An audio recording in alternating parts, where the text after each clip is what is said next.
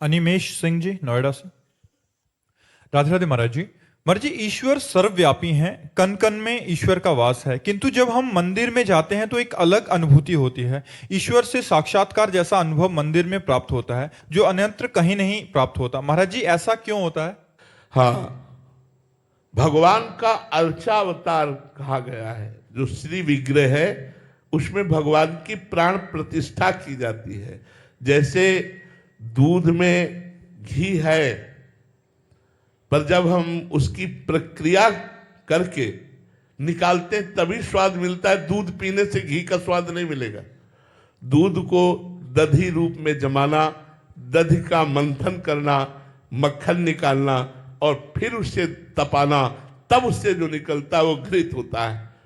यद्यपि दूध में घी है, पर घी का स्वाद एक निराला है और वो पद्धति से निकलता है। तो ऐसे ही कण कण को मिला करके जब आकार दिया गया और उसे आकार में प्राण प्रतिष्ठा की गई और जब भक्तजन अर्चना के द्वारा भगवान को वहां प्रकट कर लिए तो अर्चा विग्रह में स्वयं भगवान विराजमान है। तो अव्यक्त भगवान से व्यक्त भगवान का सुख तो मिलेगा ही अधिक।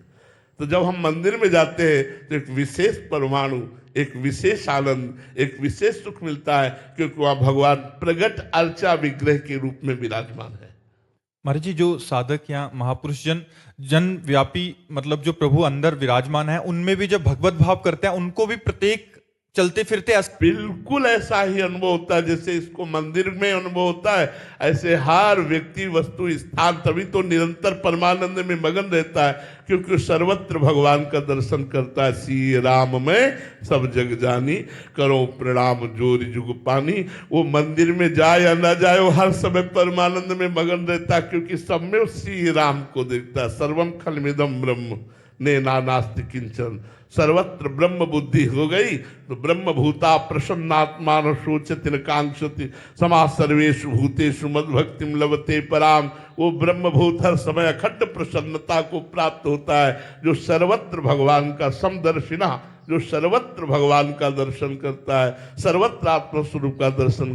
पर वो बच्चा ये अपना अनुभव बता रहा है, ठीक अनुभव बता रहा है, पर ये साधारण कोटि का है। लेकिन असाधारण कोटि का अनुभव यह है कि क्रूर पापी को भी देख करके भी अपने भगवान की स्मृति में, भावना में तन्मय हो जाना, तो जो मंदिर में सुख है वो कण कण में सुख है, ऐसा अनुभव हो जाएगा। तो महाराज जी, क्रूर और पापी की जो प्रकट में लीलाएं होती हैं तो उस समय अंदर विचार क्या होता है?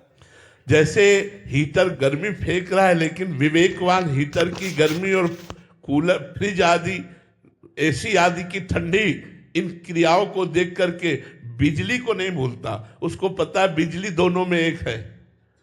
हीटर की गर्मी में और फ्रिज या एसी या कूलर आदि की ठंडी में बिजली तो एक ही है ना। तो ऐसे क्रूर पापी और पुण्यात्मा महात्मा दोनों में भगवान तो एक ही विराजमान है, क्रियाएं दोनों की अलग अलग है। जो क्रिया को देखता है वो कारण को नहीं समझ पाता, जो कारण को देखता है वही समझदार है। कारण सबका परमात्मा है, वही विराजमान सब रूपों में है। गायत्री जी उत्तराखंड से। महाराज जी, आपके चरणों में दंडवत प्रणाम। गुरुदेव, भगवत प्राप्ति और प्रेम प्राप्ति में कुछ फर्क है क्या? भगवत प्राप्ति में मोक्ष भी आता है, सारिष्ट सामीप्य सायुज्य एकत्व आदि, लेकिन प्रेम में एक दुर्लभता है। वो मोक्ष भी दीयमानम न ग्रहणन्ति बिना मत सेवनम जना, वो मोक्ष देने पर भी स्वीकार नहीं करता। वो अपना कल्याण भी नहीं चाहता, वो बस अपने प्यारे के वियोग में तड़पना चाहता है। प्यारे का नाम ले लेकर के उसकी याद में रो रो करके समय व्यतीत करना चाहता है। ऐसे प्रेमी जगत को पावन करने वाले होते हैं।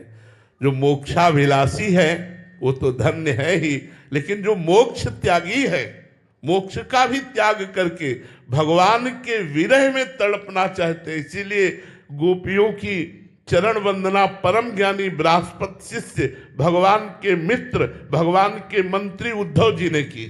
क्यों? क्योंकि गोपियां हर समय भगवान श्री कृष्ण के प्रेम में उन्मत्त रहती थी। गृह कार्य करते हुए भी कृष्णाकार वृत्ति रहती थी। विक्रेतु कामा अखिल गोप कन्या मुरारी पादार पिचित्त वृत्ति दध्यादिकम मोह वसाद वोचर गोविंद दामोदर माधवेति। इतनी तन्मयता थी कि बोलना चाहिए दही ले ले दही, तो बोलती कोई गोविंद ले ले, कोई दामोदर ले ले, कोई माधव ले ले। भगवत प्रेम अत्यंत दुर्लभ वस्तु है। भगवान से यही प्रार्थना करनी चाहिए कि प्रभु मुझे अपने चरणों का प्रेम प्रदान कीजिए, अपने नाम का प्रेम प्रदान कीजिए, अपने धाम का प्रेम प्रदान कीजिए, अपने रूप का प्रेम प्रदान कीजिए। और मैं कभी मोक्ष या कल्याण नहीं चाहता। प्रभु यत्र यत्र मम जन्म कर्म भी नारके परमे पदे थवा, राधिका रत निकुंज मंडली तत्र तत्र हृदय में विराजताम। चाहे मुझे नरक में रखो, चाहे परम पद में, मुझे कोई परवाह नहीं, पर स्वामी आपका स्मरण, आपकी रूप माधुरी, आपकी लीला माधुरी का चिंतन करके मेरे आंसू बहते रहे।